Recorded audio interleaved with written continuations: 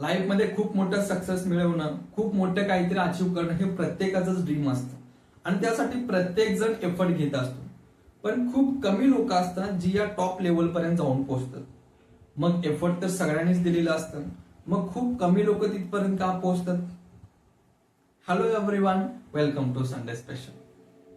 So आज आपण जाणून घेऊयात की टॉप लेवलला जी कमी माणसं पोहोचतात ते असं काय करतात जे बाकींच्याही पेक्षाही चांगलं सक्सेस त्यांना मिळतं. हे जाणून घेऊयात आपण छोट्याशा स्टोरी मधून. ही स्टोरी एका राजघराण्याची. एक खूप मोठं राजघराणं असतं.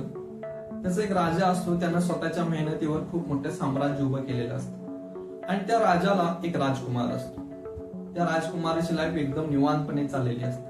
खाणं पिणं राहणं, निवांतपणे एंटरटेनमेंट करणं, याच गोष्टीमध्ये त्याची लाईफ सुरू असते. मग त्या राजालाही वाटायला लागतं की आपल्याही राजकुमारानं खूप मोठं साम्राज्य उभं करावं, हे सगळं काही राजकारभार त्यांना सांभाळावं.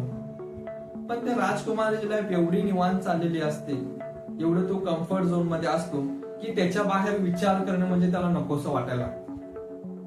मग तो राजा त्याला मेहनत करण्यासाठी खूप मोटिवेट करायचा प्रयत्न करत असतो. खूप ट्रेनर्सना बोलवून त्याला ट्रेन करण्यासाठी प्रयत्न करत असतो आणि ते ट्रेन करण्यासाठी त्याचा जो काही कम्फर्ट झोन आहे, निवांत चाललेली लाईफ आहे, तो सगळं काढून घेतो. मग तो राजकुमार खूप भडकतो, राजाचा द्वेष करायला लागतो की यांनी माझ्याकडून माझी कम्फर्ट लाईफ काढून घेतली, माझा जो निवांतपणा चाललेला होता हे सगळं त्यांनी काढून घेतलं. मला हे सगळं काय ट्रेन करायचं नाही, हा त्रास नकोय, हा स्ट्रेस नकोय, हे सगळं घेऊन मला काय करायचं, त्यापेक्षा निवांतपणे माझी लाईफ चालू होती. मग तो ट्रेनिंग वगैरे काही करत नाही, त्या गोष्टीमध्ये टाळाटाळ करायचा प्रयत्न करत असतो. हे सगळं काही बघून राजा थकतो आणि चिंताग्रस्त होऊन एक ठिकाणी बसतो की काहीतरी करून ह्याला ट्रेन करणं गरजेचं आहे. हे सगळं काही त्याला सांभाळायचंय, काही ना काहीतरी त्याला करून दाखवायचं असेल तर त्याला ट्रेनिंग करणं खूप गरजेचं आहे. मग तिथे थकलेल्या चिंताग्रस्त असलेल्या राजाला त्याचा मंत्री म्हणतो की राजा, आपल्या साम्राज्यामध्ये गुरुकुल आहे, त्याचा एक गुरु आहे, तो खूप जणांना ट्रेन केलेला आहे, आपल्याही राजकुमाराला ट्रेन करण्यासाठी त्याला आपण बोलवूया.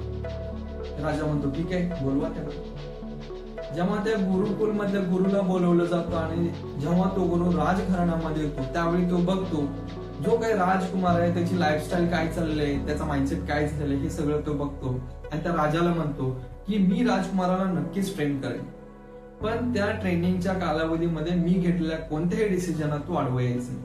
राजा म्हणतो ठीक आहे, काहीच अडचण नाही, तुम्हाला जे करायचंय ते करा.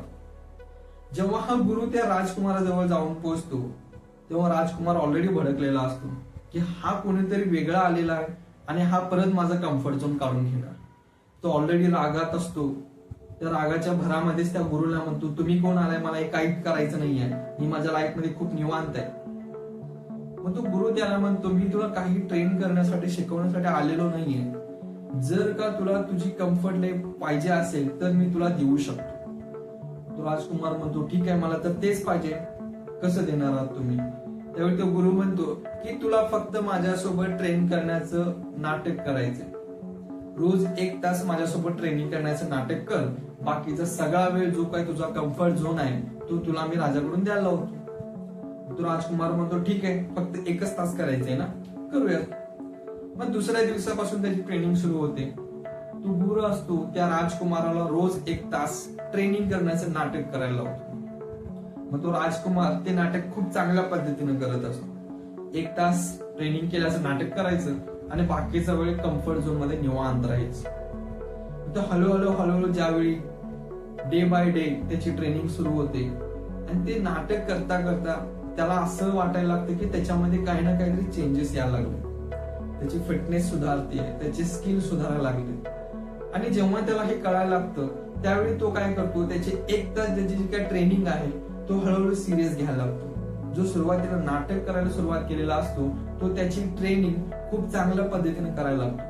मग 1 तासाचे 2 तास, 2 तासाचे 3 तास, हळूहळू त्याचा स्टॅमिना वाढायला लागतो, त्याचा जो काही इंड्युरन्स वाढायला लागतो, त्याचा इंटरेस्ट वाढायला लागतो आणि एकामागून एक असे तो रोज 1 तास वाढवत जातो.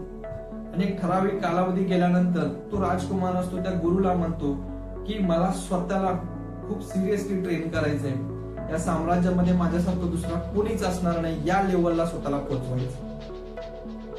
जो काही राजकुमार आहे तो राजकुमार असं म्हटल्यावर गुरु त्याला म्हणतो की तुझ्यामध्ये ती सगळी स्किल, ती सगळी ॲबिलिटी ही पहिल्यापासूनच होती, फक्त तू स्वतःच्या त्या कम्फर्ट झोन मध्ये अडकलेलास आणि त्यातून बाहेर काढणे हे महत्वाचं होतं. आपल्या लाईफ मध्ये आपली जी काही लाईफस्टाईल सुरू आहे ती आपला कम्फर्ट झोन बनलेली असते.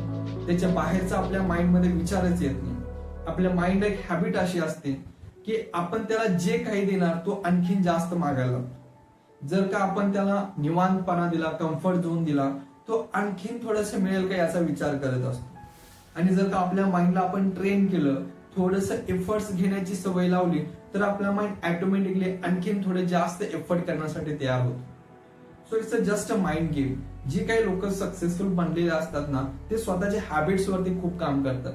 त्यांचा जो काही कम्फर्ट झोन आहे त्यातून बाहेर पडण्यासाठी ते रोज एक छोटासा प्रयत्न पण डेली कंटिन्युअसली एफर्ट देत असतात. तुमच्या लाईफमध्ये तुमचा जो काही कम्फर्ट झोन बनलेला आहे त्यातून बाहेर पडणं खूप गरजेचं आहे. त्या बॉक्स मधून बाहेर पडून आउट ऑफ द बॉक्स विचार करून थोडेसे एफर्ट्स देण्याची गरज आहे. म्हणजे काय सक्सेसफुल होतात ते हेच करतात की ते त्यांच्या हॅबिट्स वरती काम करतात. जर का तुम्हाला स्वतःच्या लाईफमध्ये खूप सक्सेस मिळवायचा असेल, स्वतःच्या त्या फील्डमध्ये टॉप लेवलला जाऊन पोहोचवायचे असतील, तर तुम्हाला तुमच्या हॅबिट्स वरती काम करणं गरजेचं आहे. एक छोटासा चेंज पण जेव्हा कंटिन्युअसली एफर्ट्स येतो एक ठराविक कालावधीनंतर त्याचा इम्पॅक्ट खूप मोठा असतो. त्यामुळे छोटे छोटे स्टेप सुरुवात करा, छोटे छोटे चेंजेस सुरुवात करा. आज एक छोटासा डिसिजन, आज एक छोटासा स्टेप एक थोड्याशा कालावधीनंतर तुम्हाला खूप मोठा रिझल्ट देणार आहे, खूप मोठा इम्पॅक्ट तुमच्या लाईफवरती करणार आहे. त्यामुळे तुमचे जे काही डिसिजन्स आहेत ते एकाच वेळी खूप डिसिजन घेऊन खूप मोठं काहीतरी करून दाखवून एकाच महिन्यामध्ये खूप एफर्ट्स देऊन त्यानंतर स्लो डाऊन होण्यापेक्षा एक छोटा डिसिजन घ्या आणि त्याच्यावरती कंटिन्युअसली एफर्ट करत राहा.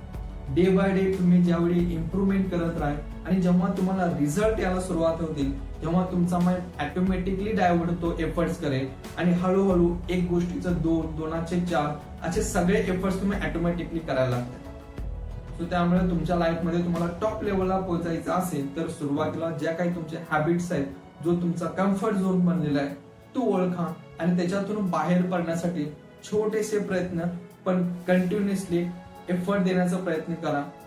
ज्या काही बिग इम्पॅक्ट होतो तो एक थोड्याशा कालावधीनंतर आपल्याला दिसायला लागतो. जे काय बॅड डिसिजन आपण घेतो तो आपल्याला टेम्पररी रिझल्ट देतो, टेम्पररी कम्फर्ट देतो, पण लॉंग टर्मला त्याचा इफेक्ट खूप नुकसानकारक असतो. आणि जो काही चांगला रिझल्ट आहे तो खूप कालांतराने आपल्याला मिळतो. सुरुवातीला त्रासदायक वाटतो पण ठराविक कालावधीनंतर त्यांचा इम्पॅक्ट जो असतो तो खूप फायदेशीर ठरत असतो. So this is all about if you want to change your success, if you want to reach at the top level, तुमचा जो काही कम्फर्ट झोन आहे ओळखा आणि त्याच्यावरती एक डिसिजन घ्या आणि कंटिन्युअसली त्याच्यावरती इफेक्ट करा. So this is all about the Sunday special. So आजच्या एपिसोडमध्ये इथेच थांबूया. तुम्हाला स्टोरी आवडली असेल तर लाईक करा, कॉमेंट करा, तुमच्या एका मित्राला नक्की शेअर करा. तो कंटिन्युअसली एफर्ट करतोय, जो प्रयत्न करतोय, कम्फर्ट झोन मधून बाहेर पडण्याचा प्रयत्न करतोय, त्याला एक शेअर नक्की करा. सो आजच्या एपिसोडमध्ये इथेच थांबूया. भेटूया नेक्स्ट एपिसोडमध्ये नेक्स्ट कॉन्टेंट सोबत.